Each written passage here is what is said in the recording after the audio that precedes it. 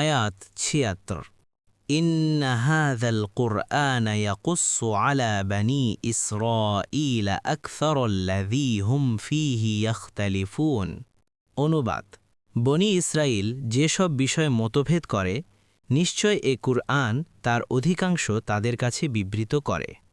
১ তাফসীর আয়াতে বলা হয়েছে যে বনি ইসরায়েলের আলেমদের মধ্যে যেসব বিষয়ে কঠোর মতভেদ ছিল এবং যার মীমাংসা ছিল সুদূর পরাহত, কুরআন সেসব বিষয়ে বিচার বিশ্লেষণ করে বিশুদ্ধ ফয়সালার পথ নির্দেশ করেছে।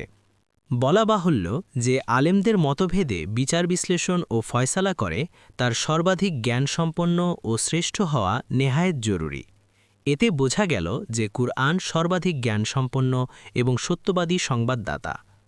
আমরা যদি আহলে কিতাব তথা বনি ইসরায়েলদের মধ্যে যেসব বিষয়ে মতভেদ রয়েছে তা দেখি এবং এ ব্যাপারে কুরআনের ভাষ্য দেখি, তাহলে আমরা সহজেই এ সিদ্ধান্তে আসতে পারব যে এ কুরআন সত্যিকার অর্থেই মানুষদেরকে বিভ্রান্তি থেকে মুক্তি দেওয়ার জন্যই দুনিয়াতে এসেছে। উদাহরণস্বরূপ নিচে এমন কয়েকটি বিষয় আলোচনা করছি যাতে আহলে কিতাবগণ বিভিন্ন মতে বিভক্ত, অথচ কুরআন সেখানে সুস্পষ্ট মত দিয়ে দিয়েছে। আহলে কিতাবগণ ঈসা আলাইহিসসালাম সম্পর্কে এ ব্যাপারে দু মেরুতে অবস্থান নিয়েছে। তাদের মধ্যকার ইহুদিরা তার সম্পর্কে খুব খারাপ মন্তব্য করে, পক্ষান্তরে নাসারারা তার সম্পর্কে অতিরঞ্জন করে। তখন কুরআন তাদের মধ্যে হক ও ইনসাফপূর্ণ মধ্যপন্থা ঘোষণা করেছে যে তিনি আল্লাহর বান্দাদের অন্যতম এবং তার রাসূলদের একজন। যেমন আল্লাহ বলেন, এই মরিয়মের পুত্র ঈসা, আমি বললাম সত্য কথা যে বিষয়ে তারা সন্দেহ পোষণ করছে। সূরা মারিয়াম আয়াত ৩৪।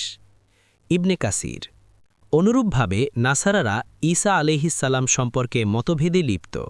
তারা মনে করে যে তিনি ইলাহ বা তিন ইলাহের একজন। এ ব্যাপারে তাদের মতভেদ চরম আকার ধারণ করেছে। তারা কোনো সমাধানে পৌঁছতে পারেনি।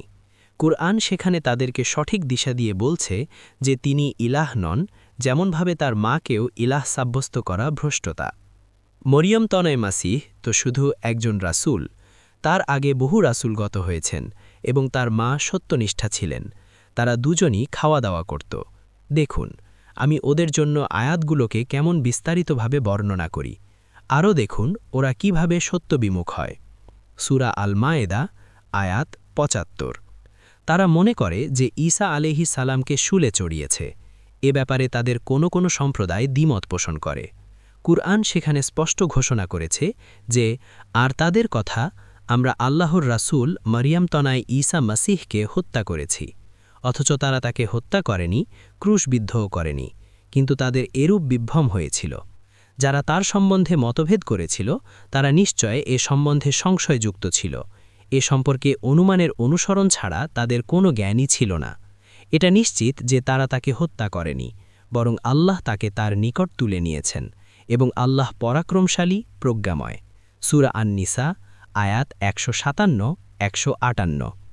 অনুরূপভাবে আহলে কিতাবগণ যে সমস্ত নাবী রাসূলদের শানে আজেবাজে কথা বলেছে সেখানে কুরআন তাদেরকে সম্মানিত করেছে এবং তাদের সম্পর্কে সঠিক তথ্য তুলে ধরেছে। যেমন নূহ, লূত, হারুন, দাউদ ও সুলাইমান সহ আরও অনেক নাবী রাসূলদের সম্পর্কে তাদের মনগড়া মতবাদকে কুরআন খণ্ডন করেছে এবং তাদের মর্যাদাকে সংরক্ষণ করেছে।